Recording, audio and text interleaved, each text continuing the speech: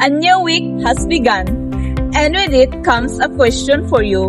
Will these next few days simply pass like every other week? Or will this be the moment when you finally confront what has been weighing on your life?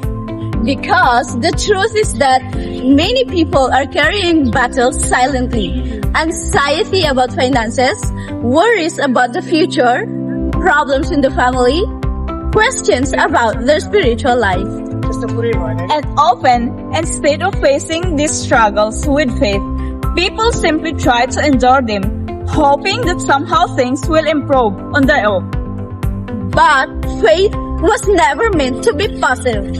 Faith is a decision to seek God, to confront what is wrong, and to allow Him to guide your steps. From Monday to Sunday, every meeting this week will address a different area of life.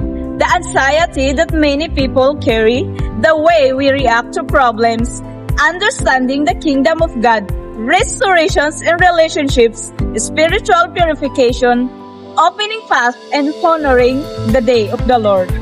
Each day is an opportunity for you to bring before God what you have been struggling to overcome alone. Because when a person decides to seek direction from God instead of remaining trapped in the same cycle, that's when new paths can begin. Production, let's begin.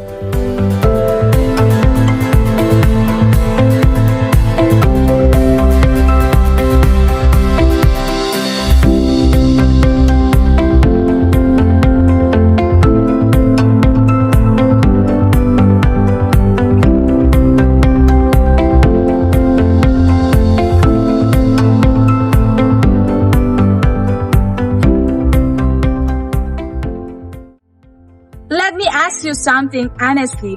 How many financial concerns have occupying your mind lately? Debts that need to be paid, bills arriving one after another, responsibilities that seem heavier every month. You try to organize everything. You try to solve situation, but sometimes it feels like no matter how much effort you make, nothing changes. And little by little, anxiety begins to grow. Sleepless nights, constant worries, the fear of what tomorrow might bring. This Monday, we will have outcry for those who have been facing anxiety in their financial life. During the meeting of prosperity with God, we will determine that blessing, the opening of doors, and the direction needed for you to overcome what has been suffocating your peace. If anxiety has been trying to control your thoughts because of financial problems, this meeting is for you. Main meeting, 10 p.m., other meetings, 11 a.m. and 4 p.m. Every person faces problems in life. Difficult moments are part of the journey. But what truly shapes the future is not only the problem itself, it is how you react to it. Some react with discouragement, others react with anger, some simply give up and accept the situation. But the Bible shows that when a person reacts according to God's direction, something powerful happens.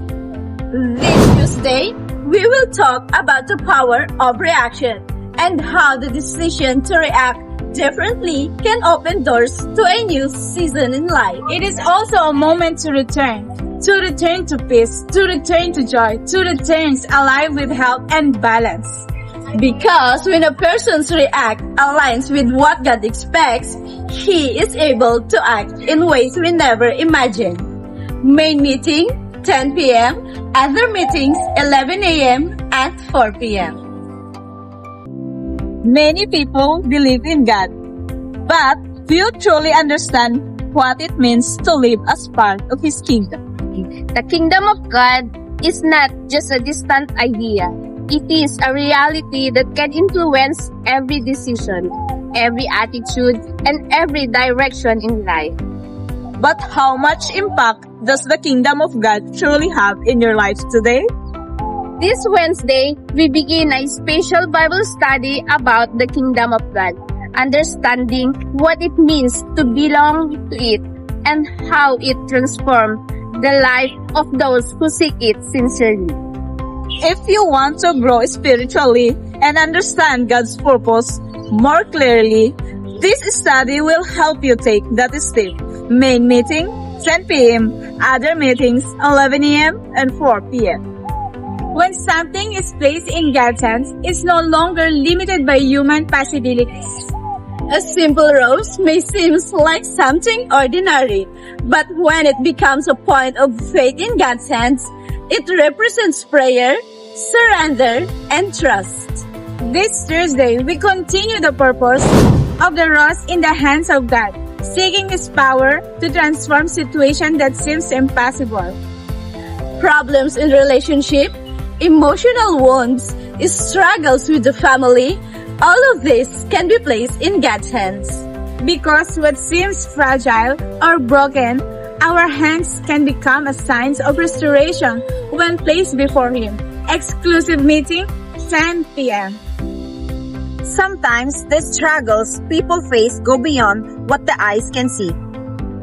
Repeated problems, heavy spiritual oppression, negative influences that seem to follow a person wherever they go. This Friday, we continue the Fridays of Purification, a moment of prayer and spiritual cleansing. Together, we will seek God to remove every spiritual burden, every negative influence, and everything that has been affecting your life and your family. We are also preparing spiritually for the powerful event, My Family at the Foot of the Cross, which will take place on April 3. Each Friday is a step of preparation for what God will do in that special moment. Main meeting, 10 p.m. Other meetings, 11 a.m. and 4 p.m. Have you ever felt like you are doing everything you can, but progress simply doesn't come? Plans are made, efforts are made, but the doors remain closed. This Saturday, we continue the purpose of the 7 Saturdays of Open Fast. Through prayer and faith, we will determine that every barrier preventing your progress will be removed. What seems blocked today can begin to move when God opens the path ahead. Main meeting, 11 a.m. Other meetings, 4 p.m.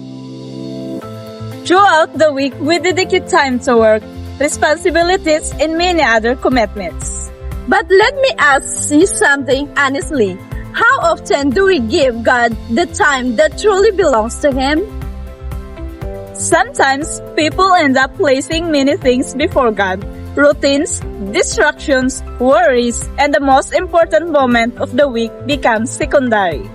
This Sunday, we will have the Day of the Lord, a special moment to return to God what belongs to Him, our time, our attention, and our dedication. Bring a bottle of water to be consecrated during the meeting.